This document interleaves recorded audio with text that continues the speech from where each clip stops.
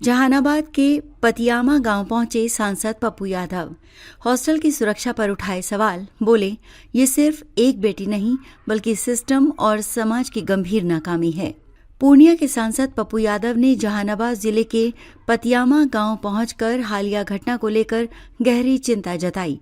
उन्होंने इस मामले को केवल एक बेटी से जुड़ी घटना नहीं बल्कि समाज, प्रशासन और पूरी व्यवस्था की गंभीर विफलता करार दिया।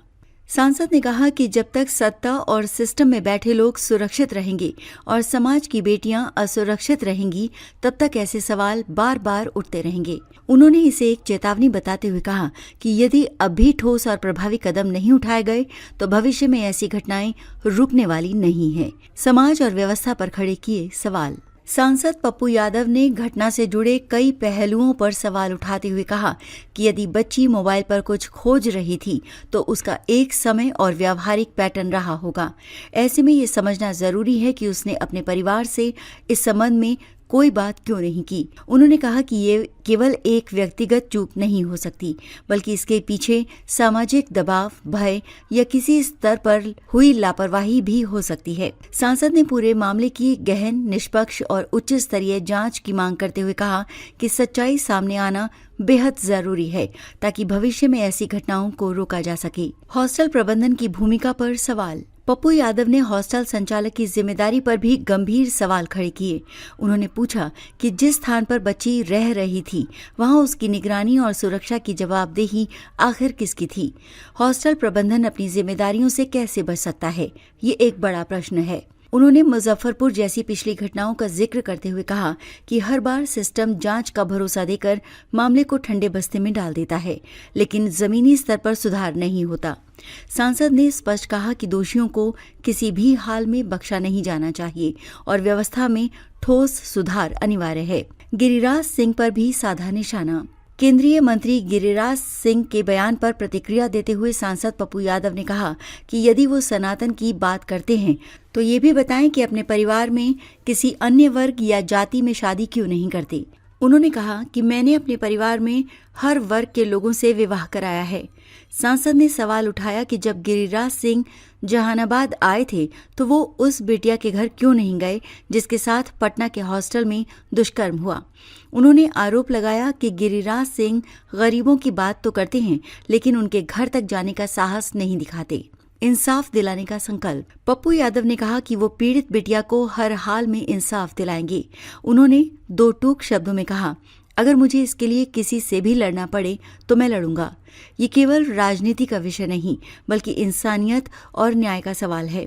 उन्होंने गिरिराज सिंह से आत्ममंथन करने की अपील करते हुए कहा कि जहानाबाद में रहते हुए भी पीड़ित परिवार से न मिलना शर्मनाक है।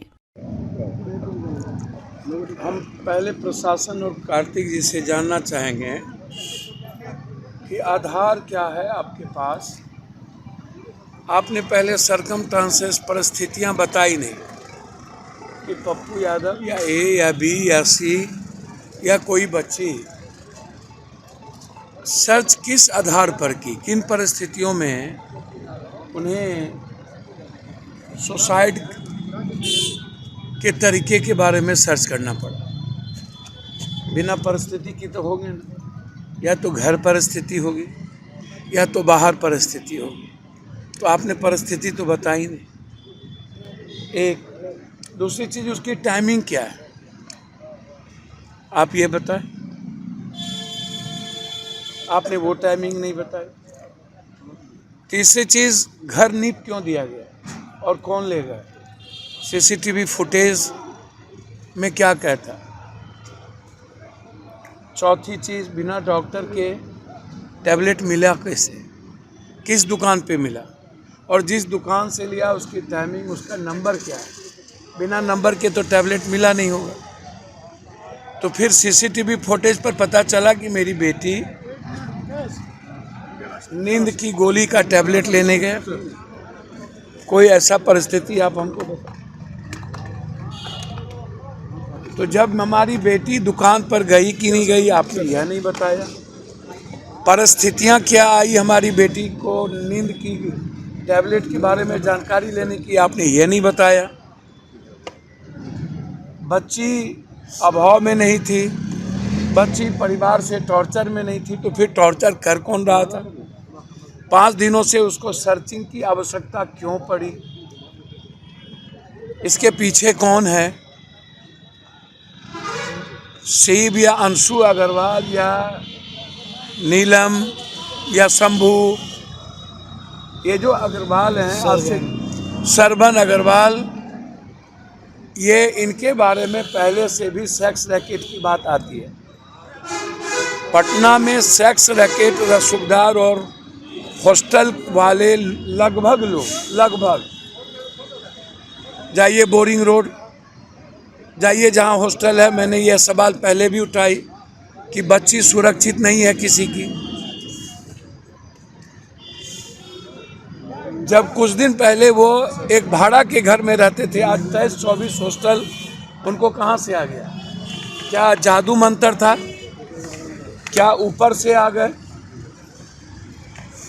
शंभू अग्रवाल और बेटी के फुटेज क्यों नहीं देखे जा रहे हैं? मोबाइल में क्या बेटी किसी से बात करती थी? क्या मोबाइल में किसी और का फोन आता था? क्या बेटी ने कभी कुछ लिखा या अपने मोबाइल के द्वारा कोई ऐसा जिक्र की? जो सर्च करेगी नशा के टैबलेट का, वो कुछ लिखेगी कि वो परेशान क्यों है, क्या कारण है वो परेशान है। आपने वो भी नहीं बताया। अस्पताल कौन ले गए? और अस्पताल में ले जाने के बाद एक बार परिजन मिले, बेटी ने मुड़ी हिलाई, उसके बाद परिजन को निकाल दिया गया। फिर वो बेटी होश में नहीं आई, मैदानता में नहीं होश में आया, नहीं परिजन को देखने दिया गया। वीडियोग्राफी हुई तो उनको सूजन है, उनको चोट है जंघे पर, अन्य जगहों पर, परिजन में भी देखा। वो चोट कहाँ से आई? क्या लगता है सर, क्या हुआ उनके साथ? क्या सर होना क्या चाहिए? क्या लग रहा है कि इसके पीछे? नहीं, उसके बाद पोस्टमार्टम रिपोर्ट आया नहीं, कुछ भी ऐसा हुआ नहीं। और आप कह रहे हैं कि नशे में, तो क्या 5 दिनों से जब अस्पताल में गई और अस्पताल में जाने के बाद वो बिल्कुल चेतना अवस्था में कुछ थी, तो क्या उनको वो नशा उनको इतना हॉबी था? कौन सी टैबलेट थी? आपने गिरफ्तार किया दुकानदार को? आपने देखा कि प्रिकॉशन से लेके वो गई कि नहीं हमारी बेटी? नहीं गई तो उनको टैबलेट कैसे दिया? यदि वो टैबलेट नहीं लाया तो टैबलेट लाया कौन? किसने बाध्य किया? इसमें कौन कौन बड़ी मछली लोग हैं? अभी जो पटना में कोई हॉस्टल, किसी भी घर की बेटी सुरक्षित नहीं है, किसी भी समाज की बेटी सुरक्षित नहीं है। एक तरफ ड्रग्स, एक तरफ स्मैक, लगातार खगड़िया में 5 साल की बेटी के साथ, नेहा के साथ, पूर्णिया में 6 रसूखदार लोगों का के द्वारा बलात्कार। बेटी सुरक्षित है। और मेरा मानना है जब तक ये लगभग नेता, दलाल, माफिया जो इवेंट्स करते हैं पटना में, जो 10 दिनों में 3 महीना 2 साल के अंदर 3-3 करोड़ का डिफेंडर खरीद लेते हैं बम्बई से बच्ची को लाकर, और बड़े नेताओं को पहुंचाते हैं, नेताओं के मंत्री के चैम्बर में जाते हैं, तो क्या सुरक्षित है? क्या पटना में हॉस्टल में बच्ची सुरक्षित है? सवाल जहानाबाद की बेटी का नहीं है, सवाल इस बेटी के बाद कितने बेटी का और शोषण होगा। बेटी डर के कारण अपने परिवार को नहीं बता पाती है, क्योंकि परिवार लेके चला जाएगा। वह अपने शोषण को, टॉर्चर को चुपचाप सहती है पढ़ने के लिए। 4.5 नंबर ये लाई थी नीट्स में, वो आत्महत्या करेगी और कोई बोलने वाला नहीं। बारे बा 5 साल की बच्ची का बलात्कार करो, बोलो नहीं। उठा के ले जाओ बच्ची को, बलात्कार कर दो, बोलो नहीं। विधवा के साथ बलात्कार करो, बोलो नहीं। हॉस्टल में उस हॉस्टल के मालिक का भतीजा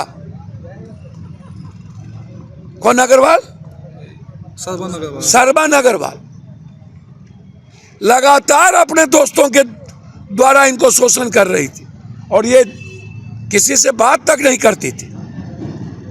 उसके बाद ये परिस्थिति आई और फिर घटना हुआ या नहीं हुआ, लेकिन बच्ची के साथ बलात्कार करने का प्रयास हुआ है और रिपोर्ट कहता है कि बलात्कार हुआ।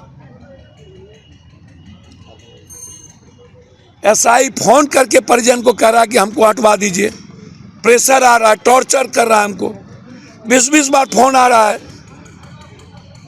इसीलिए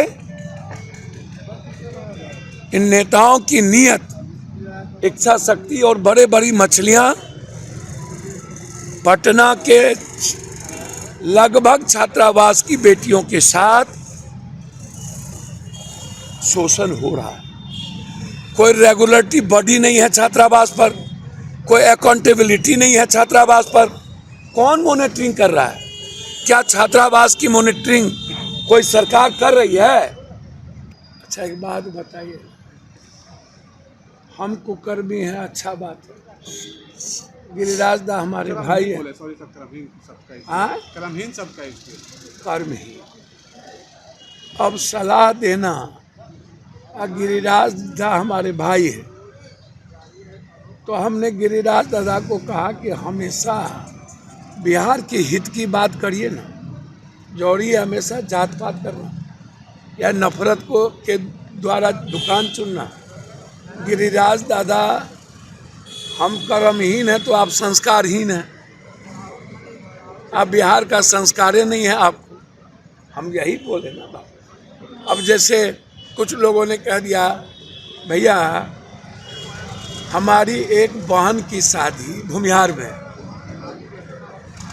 हमारी एक अपनी मौसेरी बहन की शादी लाला में, हमारी भतीजी की शादी कुशवाहा में, दलित में, 3 भतीजी 2 कुशवाहा, हमारी अपनी भांजी की बेटी की तीनों शादी राजपूत में।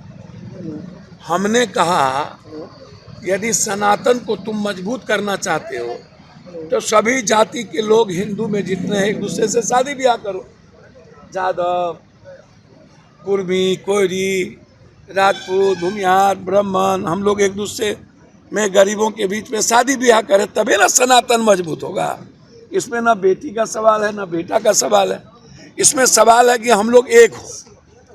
सर वो हमारे घर में सबके घर सबसे शादी, हमारी अपनी मौसेरी बहन की शादी भूमिहार, कोई दलित में है, सर क्या दिक्कत है? तो हमने यही बात कही जब कोई सवाल आया लव जिहाद का। हमने कहा इसमें कहाँ सवाल है, सनातन को मजबूत करना है ना, तो सब लोग हम लोग खून हो जाए, हम लोग मजबूत करें, सब गरीब गुरबा दलित ईबीसी के घर में हम लोग की शादी हो, क्या दिक्कत? तो हम शादी ब्याह की बात की कि हम लोग एक परिवार हो जाए। कुछ बुलोवर सब जो माथा से पैदल है ना, जादव, कुर्मी, कोयरी को हटा दिया। क्या पागल सब है।